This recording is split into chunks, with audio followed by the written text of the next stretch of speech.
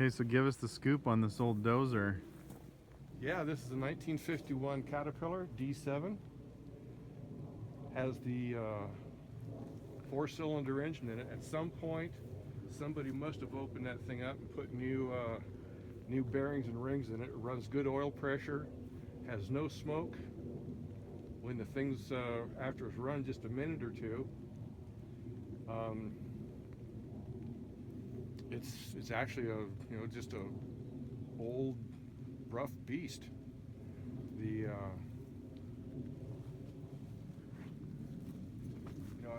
I really don't have a huge amount of knowledge of the thing other than the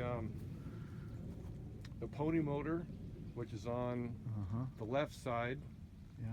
That runs on gasoline. There's a gas tank, just a small tank that you add the gasoline to. Wow. And after it has run for just a short bit, to then operate the clutches.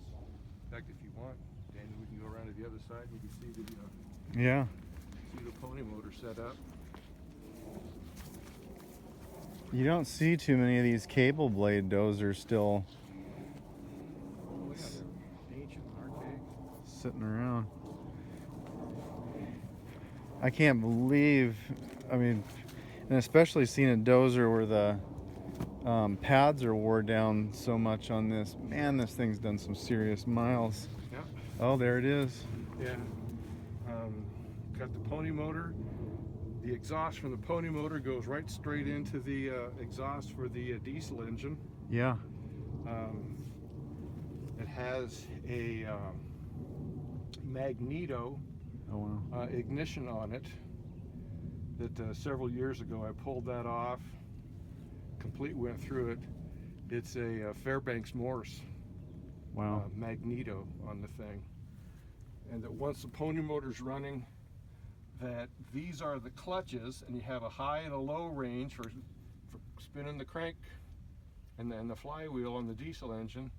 And that these two levers here are what you operate to get the clutch engaged on the pony motor, and then also to engage the pony motor output to the teeth on the flywheel. Wow.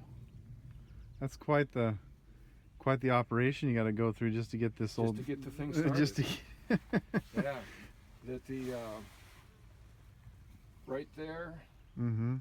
That's a 12-volt starter motor. Okay. And that's what then you have to hook a battery up to it. Yeah. So you can then get the pony motor to start up, and that's the Caterpillar engine. Huh. You've got all this stuff stacked up on top of it just to keep keep anything from getting down inside the carburetor. Oh, so the diesel's a Fairbanks Morse, and then the gas engine is made by Cat? No. The ignition.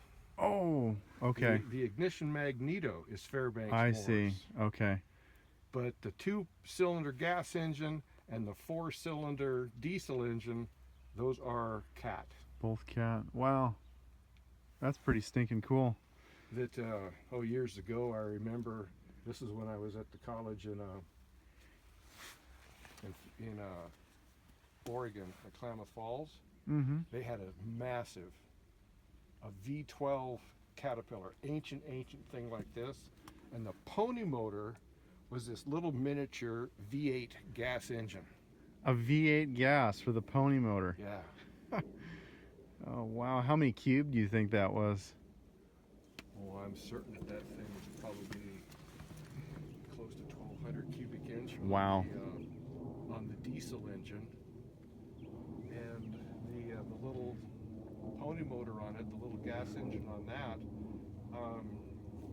it was probably somewhere in about 150 cubic inch. Yeah. Little gas engine on it. Wow. That is so stinking cool. And there we have it up in front, the stinking blocks for the cable blade. And it still works, and obviously the brakes work because it's staying in the upright position. Yep. Well, it's been sitting here identical to this, as you see it. Mm-hmm. It's been sitting here for about 3.5 years, Oh, wow. and this hasn't moved a micron. Wow. Yeah, that's quite the winch setup they have, in the shivs in the back for that cable blade.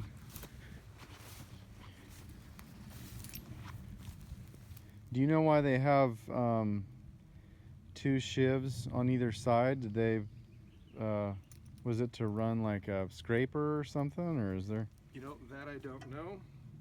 That as I see it, this is something that some fairly creative individual had just kind of cobbled together to get this thing to go. Wow. Yeah, that's something else. You know, the thing is that I find so amazing is the amount of ingenuity that folks from 70 years or so ago had to come up with to get things to work and make it happen. Yeah, no kidding. Gosh. That is unstinking real. And so, what's it like starting this? Is it something where you can go out when it's fairly cold out and start it, or would you rather it's better to wait till when you got decent weather and it's a little warmer out? You know, even a day such as today, where it's not all that cold, it would be a matter that once the pony motor got fired up, to let that run for probably about 15 minutes. Uh-huh. That would start to put a little bit of heat into the water jacket Okay. of the diesel, and it would fire up. That there's a guy, he lives in Brennan, and he had been up here, and he had done some other work, and he noticed this, and he decided that he really wanted to have it. His name is Shane Rofe. Mm-hmm. And that he didn't think this thing would run. And so I got the thing fired up for him. And yeah, he was rather surprised that the thing ran as good as it did. Wow. At one point he thought he wanted to get it, but Reality set in.